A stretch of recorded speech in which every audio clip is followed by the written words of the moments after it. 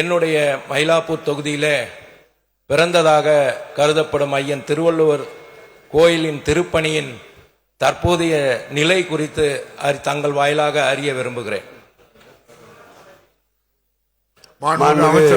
பேரவைத் தலைவர் அவர்களே, வான்புகழ் ஐயனுக்கு கன்னியாகுமரியிலே சிலமைத்தார் மறைந்தும் மறையாமல் வாழ்கின்ற முத்தமிழறிஞர் கலைஞர் அவர்கள். சென்னை மயிலாப்பூரிலே அமைந்திருக்கின்ற அந்த திருவள்ளுவர் திருக்கோயில் என்பது கலைஞர் அவர்களால் பாலாலயம் செய்யப்பட்டு குடமுழுக்கு நடத்தப்பட்ட திருக்கோயில் அது. அந்த திருக்கோயிலை மாண்புமிகு தமிழக முதல்வர் திராவிட மாடல் அரசுடைய நாயகர் அவர்களுடைய உத்தரவின் பேரில் 19 கோடி ரூபாய் அளவில் திருவள்ளுவர் புகழுக்கு புகழ் சேர்க்கின்ற வகையில் அங்கே ஒரு திருக்கோயிலை உருவாக்கின்ற பணி ஒப்பந்தம் கோரப்பட்டு நிறைவு செய்யப்பட்டிருக்கின்றது.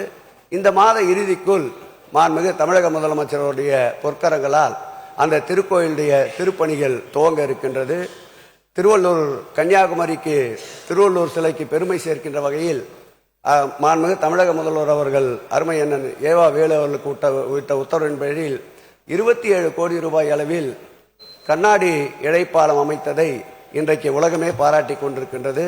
கன்னியாகுமரிக்கு ஒரு பாராட்டு என்றால் சென்னையிலே அமைய இருக்கின்ற திருவள்ளுவர் சிலைக்கு நிச்சயம் கார் உள்ளளவும் கடல் நீர் உள்ளளவும் எங்கள் திராவிட மாடல் நாயகன் புகழ் எந்நாளும் பாடப்படும் என்பதை மாண்புமிகு பேரவைத் தலைவர் வாயிலாக உறுப்பினர் வேலு அவர்களுக்கு தெரிவித்துக் கொள்கிறேன். செய்திகளை உடனுக்குடனும் துல்லியமாகவும் தெரிந்து கொள்ள சப்ஸ்கிரைப் பண்ணுங்க.